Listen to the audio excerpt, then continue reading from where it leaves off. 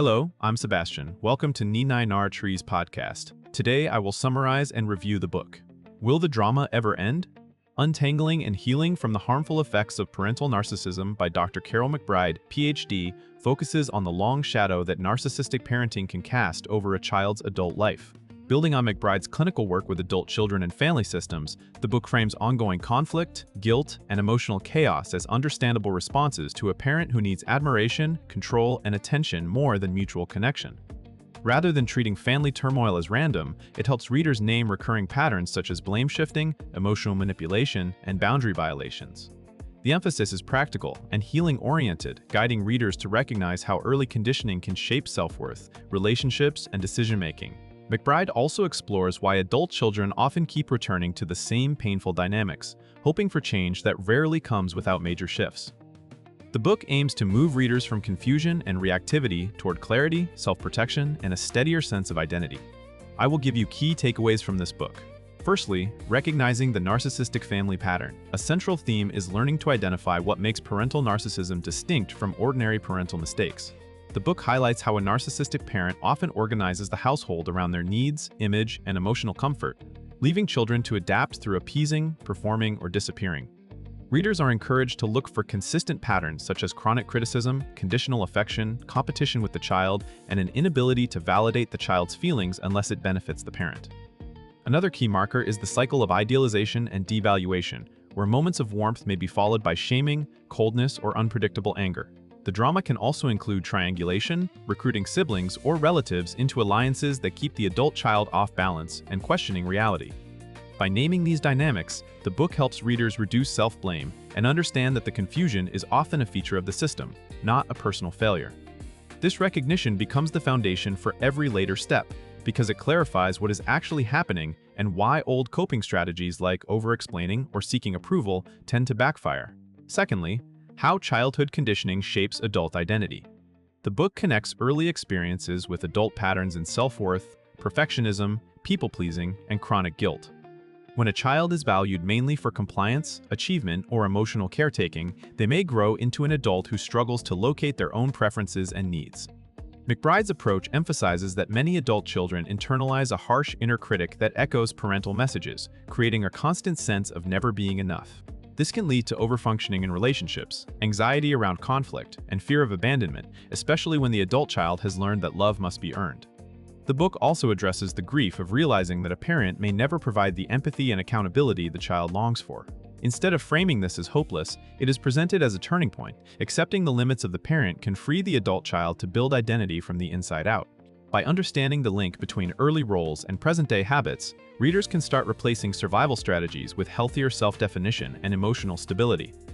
Thirdly, breaking the cycle of drama and emotional manipulation. A practical focus of the book is how drama persists through predictable triggers and responses. Narcissistic parents may provoke arguments, rewrite history, or create emergencies to regain attention and control. The adult child, conditioned to manage the parent's mood, may respond with intense explaining, defending, or apologizing, which keeps the cycle alive. McBride guides readers to recognize these interaction loops and to step out of them.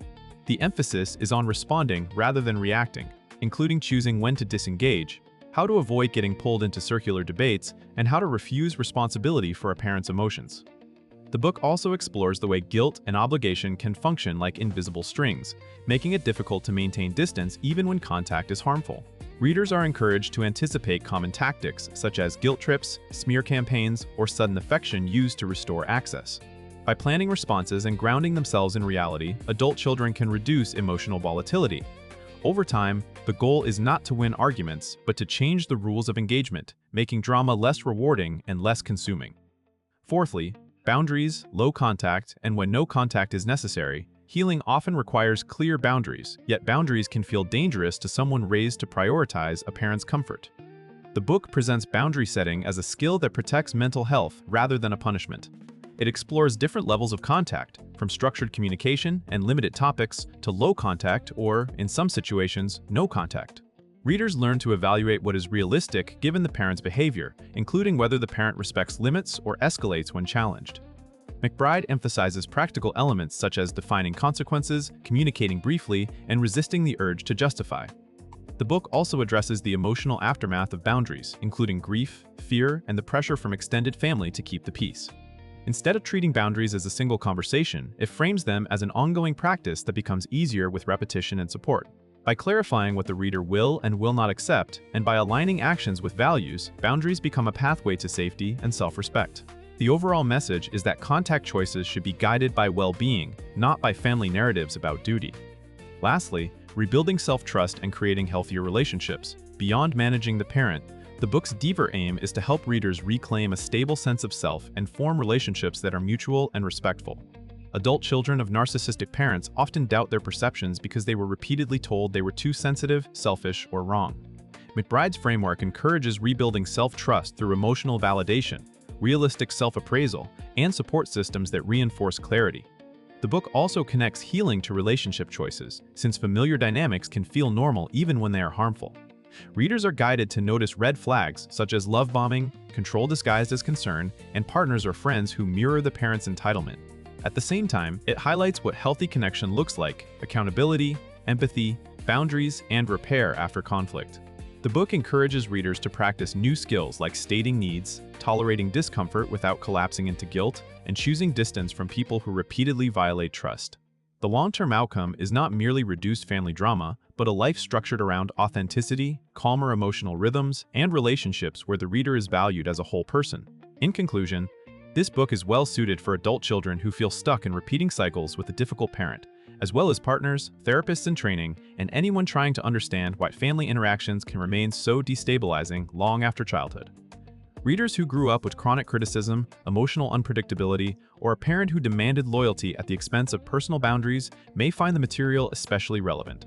The benefit is practical clarity, naming manipulative patterns, understanding how early conditioning shaped current habits, and learning concrete ways to disengage from drama without losing your sense of self.